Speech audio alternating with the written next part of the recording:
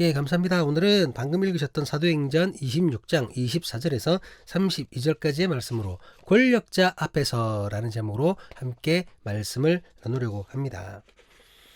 예루살렘에서 유대인들에게 고소당했던 바울은 로마 가이사에게 상소하는 것으로 재판이 일단락됐었죠. 이제 당시 유다의 총독이었던 베스도가 바울의 죄목을 밝힌 보고서와 함께 바울을 로마로 이송하여야 합니다.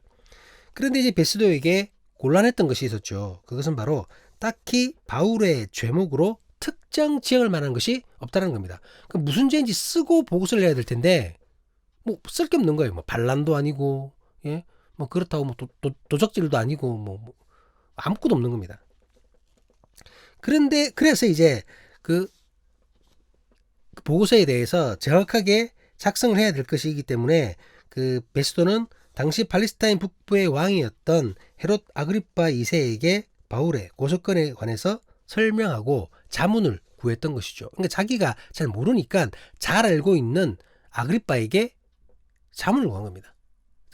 제목으로 뭘 써야 될지를 도와달라는 거죠. 로마법에도 저촉되는 것도 없고 자기들 종교 얘기를 들어봐도 크게 문제될 것이 없으니까 잘 알고 있는 아그리파가 와서 도와달라는 것이죠. 아그리파는 당시 유일한 유다의 왕이면서 유대인의 풍속과 문제에 대해서 잘 알고 있었죠. 그러니까 도와달라고 하는 겁니다. 그리고 이제 로마의 그 승인으로 성전과 관련된 권한을 행사하고 있었어요. 그러니까 종교적인 면에서도 이 사람이 권력을 행사하고 있었던 겁니다.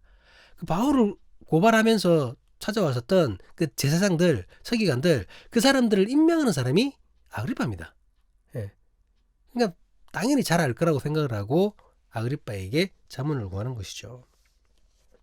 그렇기 때문에 베스도는 자신이 알지 못하는 부분에 대해서 아그리파가 바른 조언을 해줄 것을 기대했던 것입니다. 그래서 총독 베스도가 죽어나는 자리에 바울은 팔레스타인의 북부 지역의 왕이었던 아그리파와 대면하게 됩니다. 그리고 아그리파를 포함한 접견장의 모든 사람에게 스스로 변명하며 동시에 그리스도의 복음을 전할 수 있었습니다. 이것이 지난주까지의 말씀이었죠. 오늘 본문은 이 바울의 변명, 바울의 복음 전파가 끝나고 난 후에 그것을 들은 총독 베스도와 팔레스타인 북부 지역의 왕이었던 아그리파의 반응이 나타나는 부분입니다. 이 두 사람의 반응이 오늘 본문에 나타났었죠. 먼저 베스도는 바울의 말을 듣고 이렇게 반응합니다. 본문 24절 말씀입니다. 바울이 이같이 변명하매 베스도가 크게 소리내어 이르되 바울아 내가 미쳤도다. 내 많은 학문이 너를 미치게 한다 하니. 베스도는 바울을 향해 미쳤다고 크게 소리 지릅니다. 쟤 미쳤는가 봐. 이것도 아니고 이야 너 미쳤구나 이렇게 하는 겁니다. 예. 베스도의 입장에서는 여러분 바울이 말도 안 되는 소리를 하고 있는 거예요. 말도 안 되는 소리를 하고 있는 겁니다. 베스도의 이런 반응이 이상한 건가요? 아니죠. 이상한 게 아니에요. 하나님을 모르고 유대교도 모르고 지금 이 사람은 말씀을 모르잖아요. 그러니까 어떻게 보면 일반적인 반응입니다. 아니 예수님도 모르고 하나님도 모르고 말씀도 모르는 사람한테 죽은 사람이 살아났다 이렇게 얘기하면 믿겠습니까? 저 돌았네 이렇게 하지. 일반적인 반응인 거죠. 아니 여러분 하나님을 믿는다는 유대인들도 바울이 그 예수님의 부활을 전하니까 믿지 않았잖아요. 말씀을 맡았다는 유대인들이 부활의 복음을 전했던 바울을 죽이려고 했지 않습니까? 지금 그러고 있잖아요. 죽이려고 모함하고 날조까지 했잖아요. 하나님을 믿는 사람들도 그러고 있는데 하물며 하나님도 모르고 말씀도 모르는 이방인인 이 베스도가 바울의 복음을 듣고 미쳤다고 하는 것은 어떻게 보면 일반적인 반응이라는 겁니다.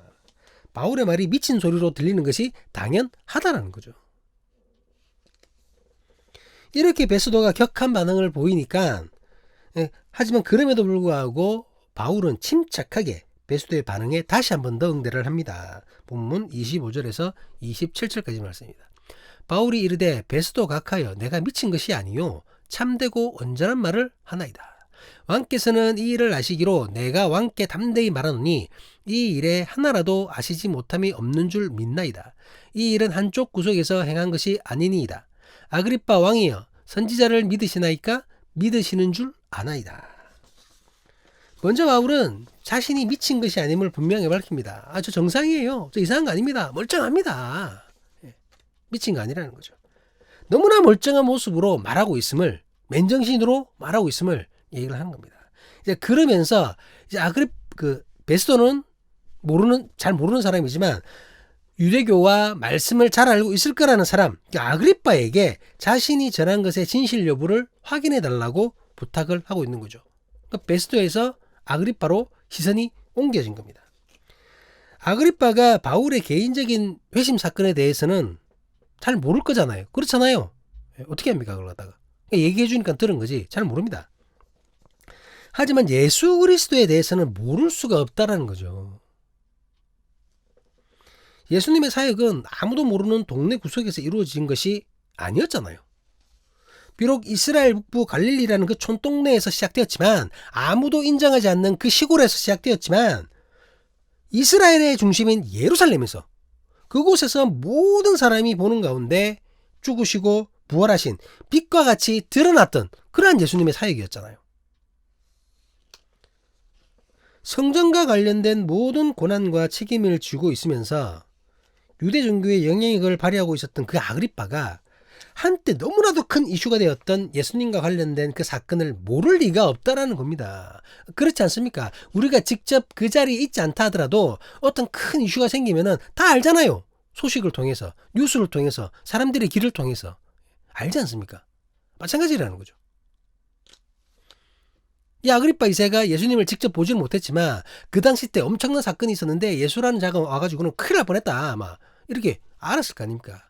그가 십자가에 못 박혀가지고 죽었는데, 아니 제자들이 갑자기 그가 부활했다고 얘기를 하더라. 가보니까 진짜 무덤이 비어있네, 막 이런 얘기를 들었을 거란 말입니다. 예수님과 그 사역을 모를 수가 없다라는 거죠. 물론 아그리빠가 예수님을 구세주로 믿지는 않고 있죠. 믿지는 않습니다. 믿지는 않고 있는데, 예수님의 사역과 예수를 믿었던 사람들이 교회를 형성하여 모이고 같이 이런 짓을 하고 있다, 이런 소식에 대해서는 다 정보를 듣는다라는 거죠. 안 들을 수가 없습니다. 아그리빠가. 바울이 이렇게 말하면서 답을 요구하자 이제 아그리빠가 반응을 합니다. 본문 28절입니다. 아그리빠가 바울에게 이르되 내가 적은 말로 나를 권하여 그리스도인이 되게 하려 하는도다. 아그리빠의 이런 반응이, 지금 이 문장의 이 반응이 정확치가 않아요. 그러니까 뭐가 정확치 않냐면, 이게 지금 뭐 긍정적으로 얘기하는 건지 아니면 부정적으로 얘기하는 건지 뭐 정확치가 않다라는 거죠. 그래서 어떤 학자에 따라 긍정적이라고 주장하는 학자도 있고, 또 아니면 부정적이라고 말하는 학자도 있습니다. 근데 저는 개인적으로 부정적인 것이라고 보고 있습니다. 그러니까 아그리빠는 바울의 말을 듣고 황당해하면서 기분이 나빴다라는 거죠. 바울에게 자신을 변호하라고 불러놨는데 네 변호해라 이랬더니 변호는 하지 않고 복음을 전하고 있는 거예요. 거기다가 아그리빠를 향해 예수의 일도 알고 예수를 믿는 자들이 모여 교회가 된 것도, 그들의 일도, 그 교회 사역도 당연히 알고 있다고, 뭐 이런 식으로 얘기를 하는 거예요. 당연히 알고 있잖아요. 모를 수가 없잖아요. 이렇게 얘기하는 겁니다.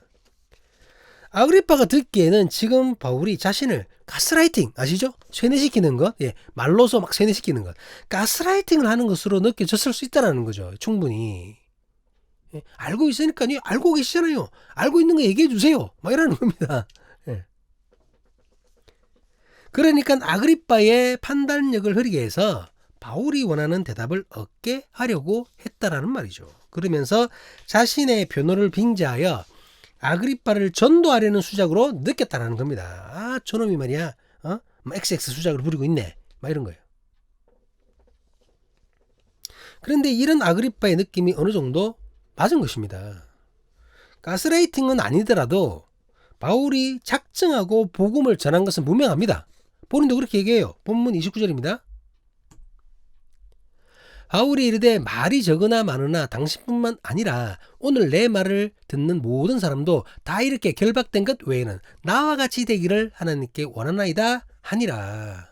29절에 우리가 읽었는데요. 지금 바울은 뭐냐면 이 아그리빠의 지적을 부인하지 않는 겁니다. 그게 무슨 말이냐면 그리스도의 복음을 전파하는 것이 맞다라는 거죠. 당신을 전도하려는 것이 맞다라는 겁니다. 바울은 말이 많든 적든 그런 것이 중요한 것이 아니라고 말합니다. 그러면서 아그리빠뿐만 아니라 지금 이 적gem장에서 자신을 보고 있는 모든 사람들, 그 모든 사람들이 바울의 말을 듣고 복음을 받아들이기를 바란다라는 거죠. 모두가 예수님을 믿고 그리스도인이 되기를 소망한다라는 겁니다. 지금 자신이 모함받아 죄수로 결박받고 있는 그 모습, 지금 이렇게 묶여 있잖아요. 그 모습을 제외하거든. 그러니까 모함받은 모습, 죄인으로 결박받고 있는 모습, 그 모습을 제외하고는 모든 사람들의 처지가 예수 그리스도를 믿음으로 구원받아 천국을 소망하며 진리 안에서 자유롭게 된 자신처럼, 바울 자신처럼 되기를 원한다고 고백하고 있는 것입니다. 예. 변명이랬더니 복음을 전하는 거예요. 예. 바울의 변명, 바울의 복음 전파에 총독 베스도는 바울이 미쳤다고 생각했었죠. 그리고 아그리빠 왕은 자신을 조종하며 전도하는 것에 기분이 나쁜 상태입니다. 여러분, 이런 상황이라면 바울의 발언이 끝이 나고 난 뒤에 이 두 사람이 어떻게 판결을 내렸을까요? 아, 저 사람 미친 것 같아. 한 사람은 이러고 있고 한 사람은 정말 기분 나빠. 저놈이 나를 지 말로 이렇게 막 꼬드기고 있네. 예. 어떤 결론이 나야 할 것 같습니까? 이런 상황이라면 여러분 좀 부정적인 결론이 나야 되지 않을까요? 우리 본문 30절 31절을 같이 한번 보시도록 하겠습니다. 왕과 총독과 분위기와 그 함께 앉은 사람들이 다 일어나서 물러가 서로 말하되 이 사람은 사형이나 결박을 당할 만한 행위가 없다 하더라. 베스도는 암만 생각해봐도 바울이 공부를 너무 많이 하다가 미친 것 같습니다. 예. 아그리빠는 변명할 기회를 주었는데 변명은 하지 않고 자신을 가르치듯이, 그러니까 아그리빠를 가르치듯이 그렇게 말하면서 예수를 전하며 전도하려고 했던 그 바울이 건방져 보이면서 기분이 나빠져 있습니다. 이런 상태라면 바울에게 불리한 쪽으로 결과가 나올 법하죠. 그런데 의외로 왕과 총독이 내린 결론은 그렇지 않았습니다. 바울이 전한 복음을 믿고 안 믿고를 떠나서 바울이 미쳤든지 안 미쳤든지 그것과는 상관없이 일단 바울이 법적으로 잘못한 것이 없다라는 것을 인정할 수밖에 없었다라는 거죠. 그래서 바울을 향해 그 사형이나 결박을 당할 만한 행위가 없었다라고 결론을 짓는 거예요. 유대 종교와 풍속을 잘 안다는 그 아그리빠조차 전임 총독 벨릭스나 신임 총독 베스도와 마찬가지로 바울에게 적용할 죄를 찾지 못한 것입니다. 왜? 처음부터 무리한 고소였기 때문이죠. 처음부터 바울을 고소한 유대인들의 말은 거짓말이었기 때문입니다. 있지도 않았던 일을 거짓으로 꾸몄으니 증거도 없고 증인도 없고 그냥 고소에만 있는 겁니다. 우리가 증거도 없고 증인도 없고 이걸 지금 너무 자주 얘기하죠. 예, 몇 주 할 때마다.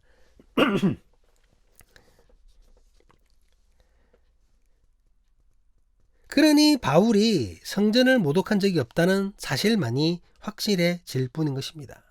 유대인들이 바울을 모함했다는 것만이 분명하게 드러날 뿐이죠. 재미있는 것은 대제사장과 유대 종교 지도자들이 바울을 고소했잖아요. 그 사람들이 바울을 고소했는데 그 종교 지도자들을 임명할 권한이 있는 아그리빠가 바울의 무죄를 확인시켜 주었다는 겁니다. 예, 참 아이러니하죠. 제사장들과 서기관들의 고소가 잘못된 것이었다는 사실을 그들을 임명한 아그리빠를 통해서 다시 한번 확인된 것입니다. 아그리빠는 바울의 고소권에 대해서 이렇게까지 얘기합니다. 본문 32절 말씀입니다. 이 아그리빠가 베스도에게 이르되 이 사람이 만일 가이사에게 상소하지 아니하였더라면 석방될 수 있을 뻔하였다 하니라. 아그리빠는 바울의 무죄를 확신하고 있는 것이죠. 그렇기 때문에 굳이 로마 황제 가이사에게 상소하지 않았더라면 재판은 벌써 무죄로 판결 났을 거라고 그렇게 얘기하는 거예요. 괜히 상소를 한 거죠. 이건 뭐 아무런 법적으로 제재할 게 없는데 괜히 로마 황제에게 상소해서는 아무 죄도 없으면서 당장 풀려나지도 못하고 있다라는 거죠. 어쩌면 아그리빠에게는 그런 바울의 처지가 안타깝고 어리석게 보였을 수도 있습니다. 하지만 아그리빠가 미처 몰랐던 사실이 있었어요. 그것은 애초에 바울을 향한 고소권은 그에게 진짜 죄가 있느냐 없느냐가 중요한 것이 아니었다는 겁니다. 그저 바울을 붙잡고 죄를 뒤집어 씌우고 흉악한 범죄자로 만들어서 그를 사형시키는 것이 목적이었습니다. 애초에 그게 목적이에요. 그렇게 유대인들은 재판으로 잘 안 되니까 바울이 이동하는 중에 죽여버리자고 그런 암살 모의를 2번이나 진행했지 않습니까? 혹시 재판을 유리하게 마쳐서 석방되었더라도, 그러니까 바울에게 유리해져가지고 석방되더라 하더라도 어쩌면 바울은 유대 뒷골목 어딘가에서 테러를 당하거나 죽임을 당한 채로 발견됐을 확률이 높다라는 거죠. 숨어 지내지 않는 이상. 예. 무엇보다 바울에게는 로마를 향한 소명이 있었습니다.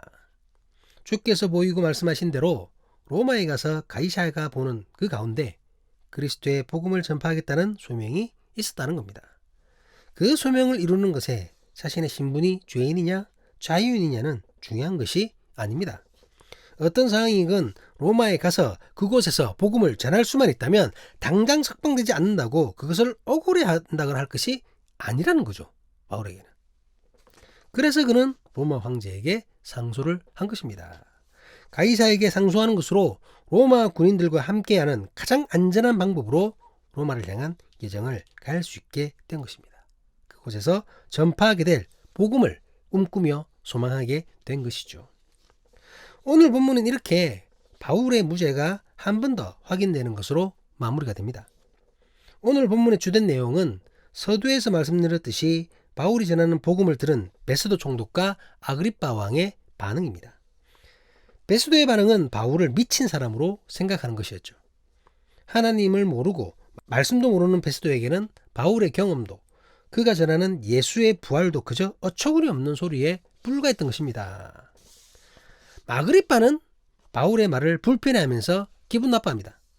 처음에 바울은 아그리빠를 향해 유대인의 모든 풍속과 문제를 잘 알고 있다고 그런 식으로 말을 했었죠. 그래서 감사하다고, 당신 앞에서 변명할 수 있게 되어서 감사하다고 이렇게 얘기하잖아요. 그런데 결국은 가스라이팅을 하듯이 바울이 교묘히 자신의 생각을 조정하려 했던 것처럼 그렇게 아그리빠는 느꼈다라는 겁니다. 그래서 바울을 향해 몇 마디 말로 자신을 그리스도인이 되게 하려느냐 하면서 기분 나쁜 것을 그대로 드러냈죠. 아니 네가 어줍지 않은 말로 나를 전도하려고 해? 이러고 있는 겁니다. 본문에서 가장 중요한 인물인 베스도와 아그리빠 2사람 모두 바울의 전도에 부정적인 반응을 보이고 있는 것이죠. 그렇잖아요. 여러분 그렇다면 바울은 복음 전파에 실패한 것입니까? 실패한 것인가요? 그렇지 않습니다. 바울은 어려운 중에 분명하고 확실하게 복음을 전하였습니다. 바울은 누명을 쓰고 죄수가 되어 억울하게 몇 년 동안 감옥에 갇혀 있었습니다. 많은 자유가 주어졌다고는 하지만 죄수의 신분이 자유인과 똑같을 수는 없죠. 이런 상황에서 자신에게 주어진 변명의 기회가 있다면 누구라도 놓치지 않으려고 할 거예요. 그렇잖아요. 왕이 직접 와서 들어주겠다는데 어떻게든 자신이 무죄라는 사실을 나타내려고 했을 것 아니겠습니까? 그런데 바울은 그렇게 하지 않았던 겁니다. 그 중요한 순간에 자신의 얘기가 아닌 예수 그리스도의 얘기를 했던 겁니다. 예. 자신을 풀어줄 권력이 있는 그들에게 아첨하지 않았습니다. 오히려 그들도 예수를 믿어야 한다고 전했죠. 당신들도 예수 믿어야 돼요. 고관들을 향해 지금 묶여있는 것을 제외하면 죄인인 자기처럼 그렇게 되기를 소망한다고까지 그런 말을 합니다. 바울은 죄수의 신분으로 고위 관리들에게 복음을 전하면서도 전혀 복음을 왜곡시키지 않았습니다. 순수한 복음 그대로, 그들이 들어야 할 복음 그대로 전했던 것입니다. 사람들의 반응을 이끌어내기 위해서 그 어떤 첨가물도 섞지 않았어요. 그 사람들이 좋아할 만한 얘기를 한 것이 아니라는 겁니다. 아멘 하면 유도를 하려고 이 말하고 저 말하고 그렇게 하지 않았다는 거예요. 순수한 복음 그대로 전했다는 겁니다. 뭡니까 이 말이? 거짓말 안 했다는 거죠. 거짓말 하지 않고 진실만을 전했다는 겁니다. 여러분. 진실만을. 분위기 좋게 하려고 엉뚱한 소리 안 했다는 거예요. 물론 여러분 복음을 전함에 있어서는 그 복음을 듣는 이 청취자의 상황을 고려할 필요가 있습니다. 분명히 그렇습니다. 그 사람에게 필요한 부분이 있다면 그 말씀을 집중적으로 채워줄 필요가 있는 거죠. 맞습니다. 하지만 여러분 그것이 거짓말로 그렇게 하라는 얘기 아니잖아요. 거짓말 하라는 얘기가 아닙니다. 풍성한 하나님의 말씀 중에 그가 필요한 말씀을 전해라는 얘기지.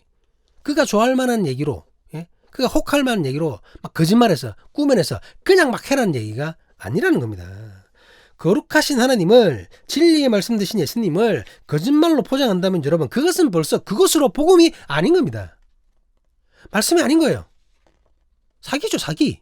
예. 바울은 복음의 진실을 전한 것입니다. 씨를 뿌리고 물을 준 거죠. 그럼 이제 뭘 기다리면 됩니까? 이제 자라나게 하시리는 하느님이심을 믿고 기다리면 되는 겁니다. 자기가 자라나기까지 하려고 하니까 막 거짓말을 하는 거예요. 자기 눈으로 자라나는 걸 보고 싶으니까 막 엉뚱한 소리 하는 겁니다. 그렇게 하면 안 된다는 거죠. 그리고 바울은 그렇게 하지 않았습니다. 한국 교회 역사를 보면 여러분, 권력이 밀붙어서 그 권력이 아부하는 것으로 교회를 유지했을 때가 많습니다. 지금도 뭐 그렇지 않다고 말할 수가 없겠죠. 네. 불의한 쿠데타로 세워진 군사정권 앞에서 그들에게 아첨하며 그 쿠데타를 정당화시키는 도구가 된 적이 있었어요. 예. 저 불의한 정권, 저 불의한 정권을 정당화시키는 것에 교회가 일주였다라는 거죠. 나라를 위한 조찬기도회라며 독재자를 앉혀놓고는, 그래놓고는 목사라는 사람들이 하나님이 아니라 저 독재자를 높이는 그런 짓을 했습니다. 기도회라고 해놓고는, 기도가 하나님께 드리는 거지. 하나님의 사랑을 얘기하고 공의를 얘기해야 될 텐데 불법으로 권력을 저지른 자를 높이는 이런 짓을 했다라는 겁니다. 박정희 때도 그렇고 여러분, 전두환 때도 그렇습니다. 전두환 때도. 박정희의 유신이 무너졌을 때 한국교회는 불의에 가담한 것을 괴로워하면서 회개한다거나 그렇게 하지 않았어요. 회개 안 했다는 겁니다, 여러분. 숨겼죠, 오히려. 회개하지도 않더니 같은 일이 반복될 때 다시 하나님의 공의를 포기합니다. 다시 포기합니다. 오히려 유신의 단물을 경험하고는 전두환 때도 똑같이 불의한 권력에 아부하며 동참한 것이죠. 또 조찬기도회 이런 거 하고 있어요. 또. 요 써있네요. 5.16 쿠데타는 하나님의 뜻, 전두환은 우리 민족의 여수와 개신교와 권력의 유차, 국가 조찬기도회. 이러고 있는 겁니다.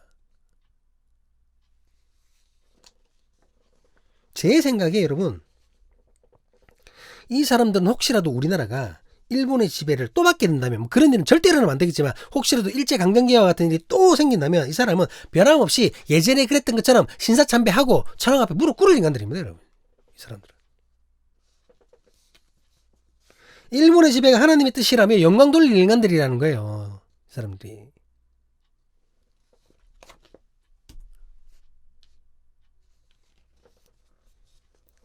어쨌든 그런 아부의 노력으로 인해서 많은 혜택을 받았고 그 혜택이 대형교회를 이루는 것에 큰 역할을 했었습니다. 개인적인 사업수단이 있었겠죠. 개인적으로 그런 능력이 있었을 거예요. 하나님의 뜻, 저는 하나님의 뜻을 안 봅니다. 개인적인 사업적인 능력이 있었을 거예요. 하지만 그것을 극대화시키는 혜택이 분명히 있었다는 말입니다. 정권에 아부하는 것으로 그것을 누릴 수 있었다는 거죠.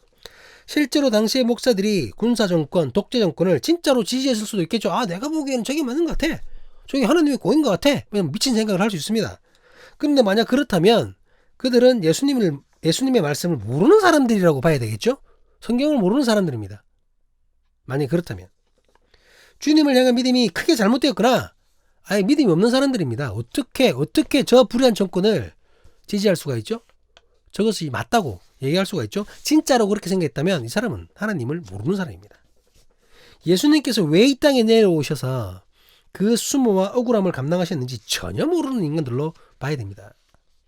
왜 천국은 가난한 자의 것이며 왜 부자가 하나님의 나라에 들어가는 것이 낙타가 바늘 귀에 들어가기보다 어렵다고 주께서 말씀하셨는지 전혀 깨닫지 못하는 자들로 봐야 한다는 겁니다.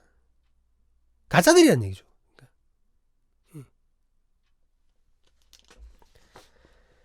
흥분해서 죄송합니다. 사랑하는 사람의 교회 신앙 공동체 여러분, 오늘 우리는 권력자들 앞에서 당당한 모습으로 진실하게 복음을 전하는 바울의 모습을 살펴보았습니다. 진리의 말씀 대신 예수 그리스도를 믿는 사람이라면 당연히 바울과 같은 모습이어야 합니다. 저 사람의 권력이 나를 살릴 수 있다. 그렇다고 해서 그에게 아부해서는 안 된다는 거죠. 거짓을 행하는데 거짓말로 아부해서는 안 된다는 겁니다. 복음을 그가 듣기 좋은 말로 왜곡시켜서는 안 된다는 거죠. 아까 방금 보셨잖아요. 예? 전두환이 여수합니까? 요즘에 또 정광훈을 또 여수하라더만. 여수가 혹시 전시였나? 다 전시네. 예. 오히려 그들의 잘못을 분명하게 지적하고 그 죄를 인정하고 주님 앞에 나오라고 외쳐야 하는 것이죠. 그래서는 안 됩니다. 하고. 하지만 한국교회 많은 목회자들은 진실을 전하지 않았습니다. 말씀을 전하면서 권력을 향한 아부와 아첨으로 왜곡시켜 버렸죠. 여러분, 한 번은 그럴 수 있다고 봅니다. 저는 한 번은 그럴 수 있어요. 아무 준비도 되지 않은 상태에서 갑자기 나타난 독재가 갑자기 나타난 박정희 얼마나 무서웠겠습니까? 막 총칼 들고 갑자기 막 그러고 있는데, 그런 상황이면 솔직히 저도 별반 다르지 않을 거라고 저는 고백합니다. 저도 그랬을 것 같아요. 뭐 칼 들고 막 아이고 뭐 잘하십니다. 예, 뭐 하면서 말씀 조금 바꾸고 막 이랬을 것 같아. 바보처럼. 예. 저도 그랬을 것 같아요. 그런데 여러분, 두 번째는 좀 달라야 되지 않나요? 아무리 그래도. 다시 나타난 독재자 전두환, 그 앞에서는 똑같은 모습으로 아부하고 아첨만 하고 일관한다면 너무 어이없는 모습 아닌가요? 또 그러고 있다면. 아니, 그렇게 해서라도 큰 교회를 유지하고 소위 세상에서 말하는 성공이라는 말을 듣고 싶으십니까? 그게 성공인가요? 저주입니다, 여러분. 그거는. 다시 나 같으면 어땠을까 생각해 봅니다. 예, 두 번째 독재자가 났을 때 나 같았으면 어땠을까?